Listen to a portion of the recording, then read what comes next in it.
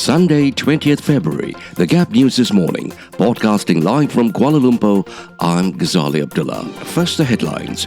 Government holding discussions on 1,500 ringgit minimum wage, says Ismail Sabri.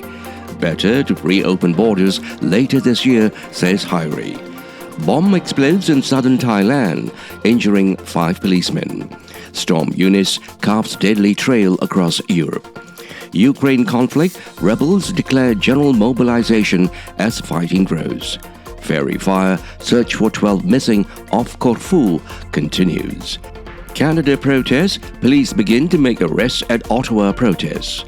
And Malaysia trash South Korea 3-0 to enter Asian badminton final. And now the news in full. The government is holding engagement sessions with employers on the 1,500 ringgit minimum wage to enable it to be implemented holistically, said Prime Minister Datuk Sri Ismail Sabri Yaakob. He said for this purpose, the Human Resources Ministry is holding discussions with unions, including the Congress of Unions of Employees in the Public and Civil Services, and employers. He said the ministry will present the findings of the engagement sessions to the cabinet before the new minimum wage is approved. The Prime Minister said the government is concerned about the cost of living now, but at the same time does not want small and medium enterprises, SMEs, and micro SMEs to face difficulties from the implementation of the new minimum wage. A more realistic target date for the reopening of Malaysia's borders would be sometime early in the second quarter of the year, Health Minister Khairy said. He said the 2-week grace period given to the ministry by Prime Minister Ismail Sabri Yaakob does not mean the borders will be reopened in 2 weeks. The 2-week period is for the ministry to prepare guidelines for the border reopening.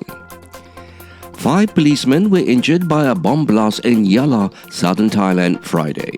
Yala's province police chief Tinakam Rahmat said the incident happened when the police team, who were riding in 2 separate vehicles, were conducting their patrols in Pekan Raman.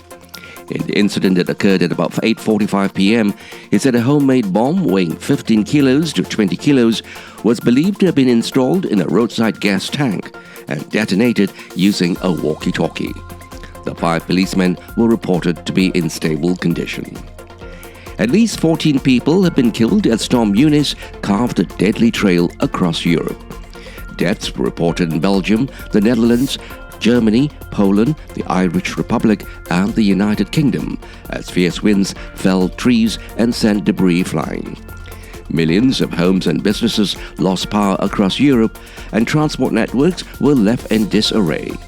The Dutch Coast Guard said it was trying to locate 26 empty shipping containers lost in the North Sea. Gusts of more than 120 miles per hour, almost 200 kilometers per hour, were recorded on Friday. Ukraine's Russian-backed breakaway eastern territories have ordered military mobilizations amid a deadly escalation in fighting. Men of fighting age in the self-declared People's Republics of Donetsk and Luhansk are being put on standby. US President Joe Biden says he's convinced Russia will invade Ukraine, an allegation Moscow denies. Western nations have accused Russia of trying to stage a fake crisis in the eastern regions as a pretext to invade.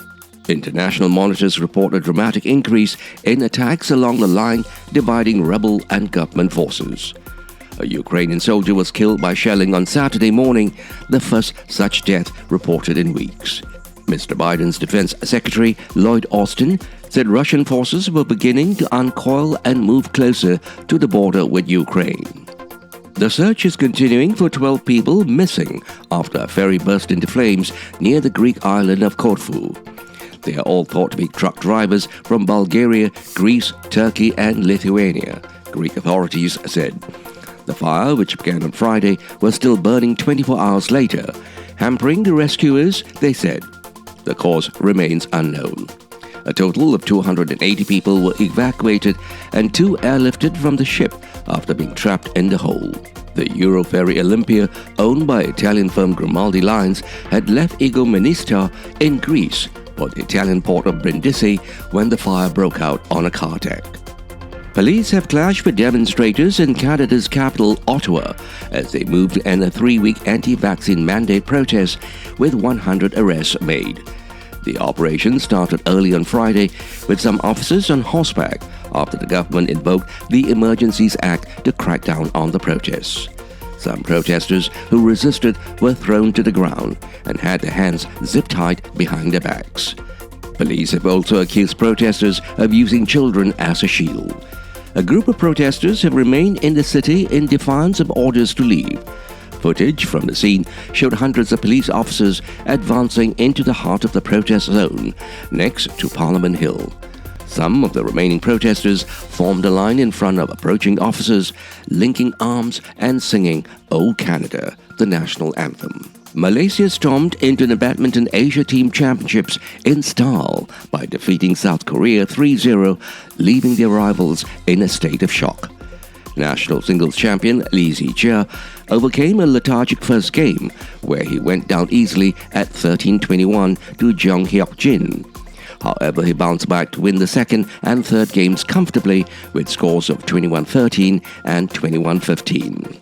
Doubles ace Aaron Chia saw Wee Yik piled under pressure by winning the doubles match also in 3 games against Kim Hui Tae, Kim Jae Hwan 21-14, 20-22, 21-12. Malaysia's second singles player Ng Si Yong sealed the deal by defeating Kim Joo Won also in a rubber match.